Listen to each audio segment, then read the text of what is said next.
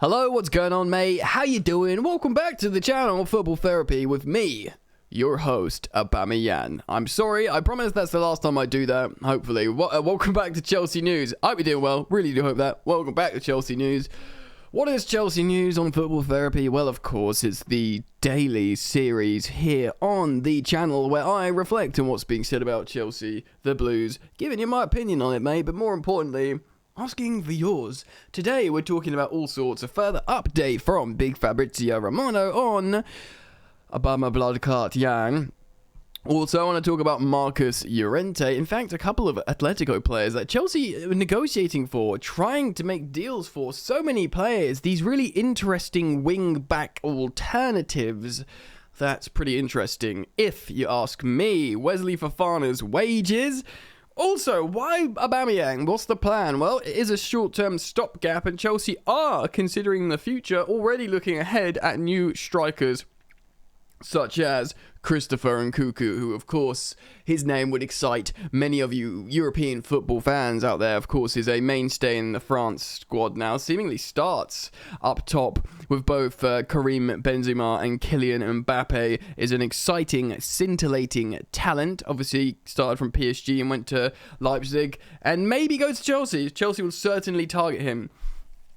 Settle in, get comfortable. Let's see if we can topple 3,000 likes, mate. All you gotta do is click like, and it's a way of helping me. So if you've done that, thank you very much. You're welcome to subscribe, should you choose to do so. Hit the sweet, sweet bell, baby. So, where should we start? Well, why not start on Arsenal's ex-captain, Aubameyang, looking to follow in the footsteps of other previous Arsenal players that left the Gooners, came to Chelsea, and won elite silverware. Whether it's Champions Leagues like Ashley Cole and Giroud, or Premier League like Cesc Fabregas. Fabregas following the exact same footsteps of Arsenal, Barca, Chelsea. It's a good path to walk. Usually ends in trophies. So I'm reading this from Court of Side. Darren Looney is saying Chelsea have moved one step closer to signing Barcelona's Pierre-Emerick Aubameyang after positive talks were held on Wednesday between the club and former Arsenal player. Very positive is what Fabrizio Romano was told when asking about the talks, and the transfer journalist has also stated that personal terms won't be an issue for the deal, with Chelsea and Aubameyang's camp on the same page about the forward's contract, which is kind of interesting because you figure a guy who's gone for a big payday at Barca or whatever might have an issue with that, especially would he have reservations about coming back to the Premier League, to Chelsea? Does he have any allegiances with Arsenal, residual love for the red side of London? Would he have to be extra tempted financially to make that switch to the blue side? Is he being pushed out of Barcelona? Because apparently Xavi Hernandez, the gaffer, wants to keep him. But then again, reportedly, he wants to keep a lot of players that Barcelona say he can't keep, or certainly they want to make sales. Of course, they yet to register Jules Koundé, the new signing. I've never heard of him personally myself. And also Marcus Alonso, we've heard of that geezer. Right, so let's read on and see what's saying. The Catalan club want 30 million euros, which is a lot, to part ways with Aubameyang, but Chelsea considered that fee too high and will look to negotiate it down to a lower figure. 30 euros, what 30 million euros? Is that? They want to get it down to about 22 million pounds, I believe, which is kind of close, I think. Fabrizio Romano tweeted this morning at 9 a.m. Yeah, this morning. Pierre-Emerick Aubameyang update. Being told the meeting with Chelsea on Thursday night, last night, was very positive. Personal terms won't be an issue. Chelsea and Abba's camp are on the same page, like I said in the article. So that's interesting. Should the deal go through, Aubameyang will reunite with his former coach, Big Tommy Tuchel, at Stamford Bridge. The pair worked together during their time at Borussia Dortmund, and the German coach still has a good relationship with the 33-year-old. So old. It is uncertain how this move could work for Chelsea. as the former Arsenal star has shown an evident decline over the last few years. Just the kind of content you want to be reading about a striker that you're about to buy. The Gabonese international is a proven Premier League forward, however, and his 68 goals in England's top division should not be overlooked. You'll be thinking, oh, maybe in a couple of seasons at Chelsea I can reach the 100 goal club for the Premier League. Why not? You know, even if he's like a sub option next season. Should Tuchel bring out the best in Aubameyang, Chelsea will be getting a great forward, as the next days will reveal if the move is set to materialise. So, Aubameyang, right, it does look like this will happen. I can feel it in my bones. It does feel like we want to get another forward, especially if we let another one or two go. I don't know if the Pulisic to Manchester United deal will materialise. Manchester United are, like Chelsea, going to be big spenders in the final few days of this transfer window. Of course, already throwing their weight around with Casemiro, looking to spend, 70 million euros all in, or 60 plus 10, for a guy that's 30 years old. Looking to increase his salary markedly to leave Real Madrid. Make no bones about it, Casemiro is doing a retirement home thing. He is getting the bag after winning La Ligas, Champions Leagues, etc., etc. He's going to 20th place Manchester United to play in the Europa League. Yes, it's Manchester United, massive club, and he'll get a lot of money.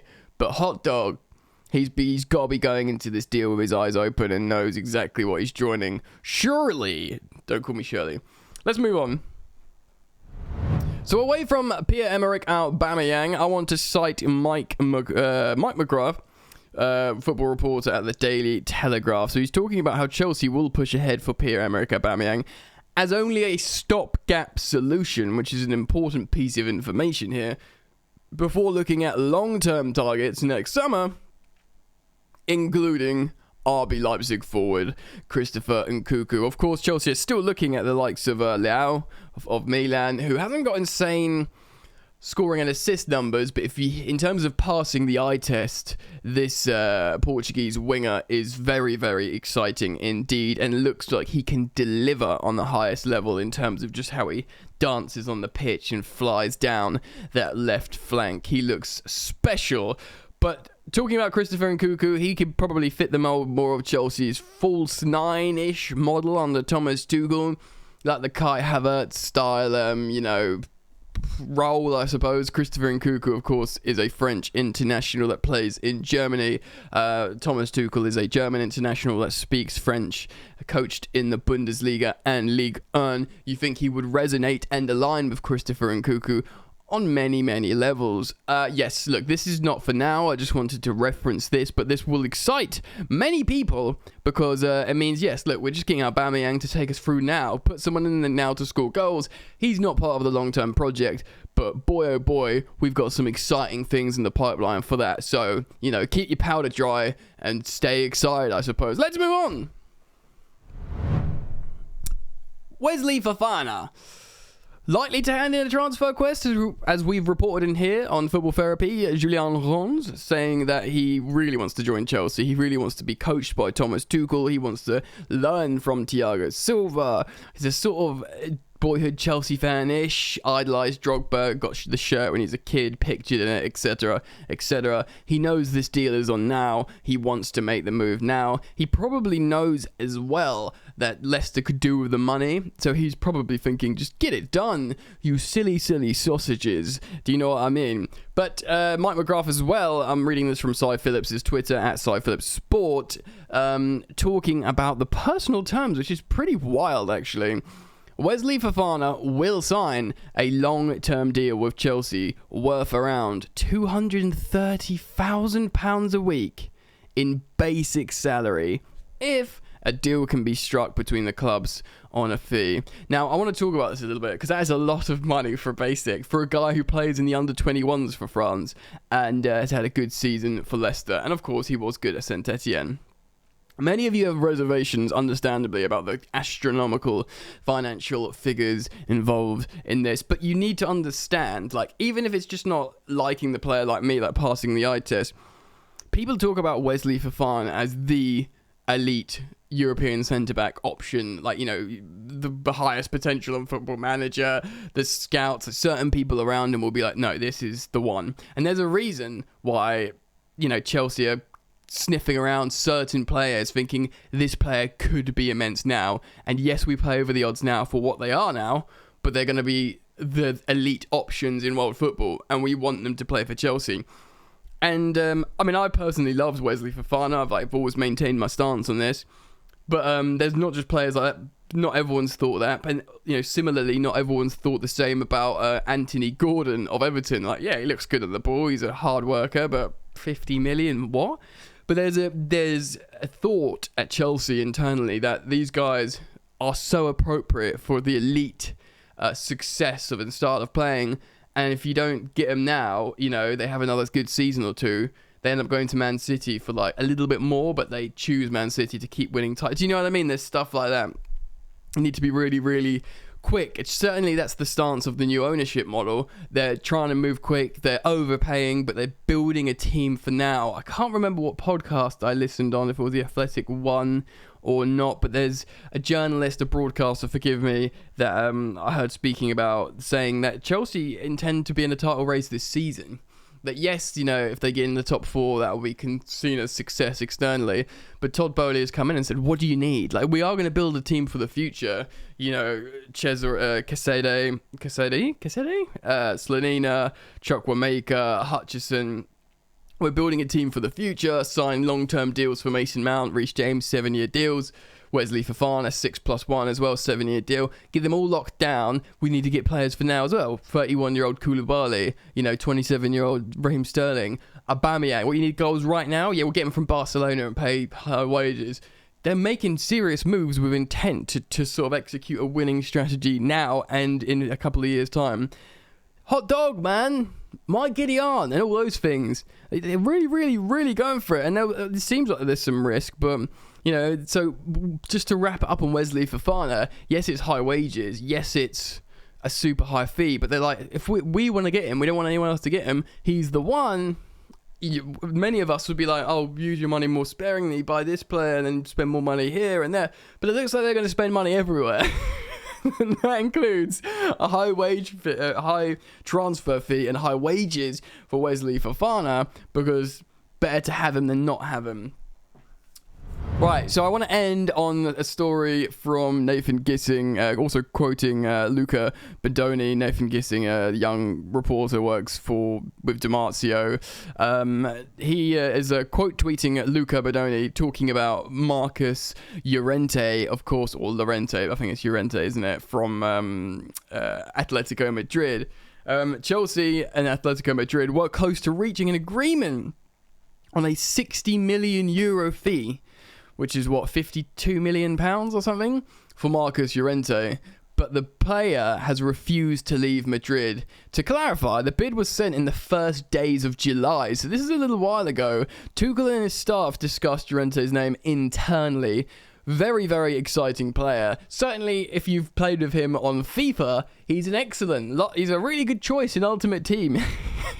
Really sort of like... kind of diminutive, but very, very mobile. Good, turns very well, gets up and down. I guess he would be considered for this sort of, again, attacking versatile wing-back role. Tuchel's tactics at Chelsea are developing and evolving. It's a 3-4-3 to a 4-2-2-2. Wing-backs have to be able to get back and work hard. Atletico Madrid player, big tick. But they have to also be able to play like a forward as well as a wing-back. Llorente, big tick. So also Nathan Gissing is quoting this saying, not only Marcus Llorente, but Chelsea also looked at Llorente's teammate, Thomas Lemar, earlier in the window. Of course, Lemar was one of the, was it the Monaco players, that great Monaco team that was split up, you know, Mbappe, Bakayoko, Fabinho, Bakayoko, Paul went out for that career. Do you know what I mean? There was so many of them. Lemar was one of them. If there's any justice in the world, I would be your man. It was a name discussed internally. Tuchel liked the idea of Lemar due to his versatility, again, to play wing-back and in the attack, but Atleti wanted to keep him. So Thomas Lemar, Atleti wanted to keep him. Marcus Llorente, he wanted to stay, despite Chelsea and Atletico Madrid coming to an agreement. So this is really interesting, I think, because it shows you Chelsea's intent to buy these like relatively elite players that can drop straight in to play wing-back, front three, tactically intelligent, which again, Simeone Atletico players generally are, hard-working and tactically intelligent, that can just move these roles. That is imperative, and that's really interesting in what Chelsea are doing in the transfer window now. They're no longer getting like your Hakim Ziyech's, your Pulisic, these players that sort of fit one role, maybe in a 4-4-2 or a 4-3-3. That just play a single role. No, 3-4-3, 4-2-2-2, and you have to be able to be tactically and positionally versatile, because that's how we're going to get a march on Liverpool and City. We can't just be really good at a system. We got to be really good at a hybrid system that exploits the opposition big time. What do you guys think, though? Let me know. Comment down below. I look forward to seeing the conversations between you, man, and ladies. So please do consider commenting and dropping a like as well. Thank you, because let's get over 3,000. That's a target for today's video. And subscribe if you're new. Should you choose to do so, hit that sweet bell. All right, mate. Thank you for joining me. Keep it locked. See you very soon. Peace.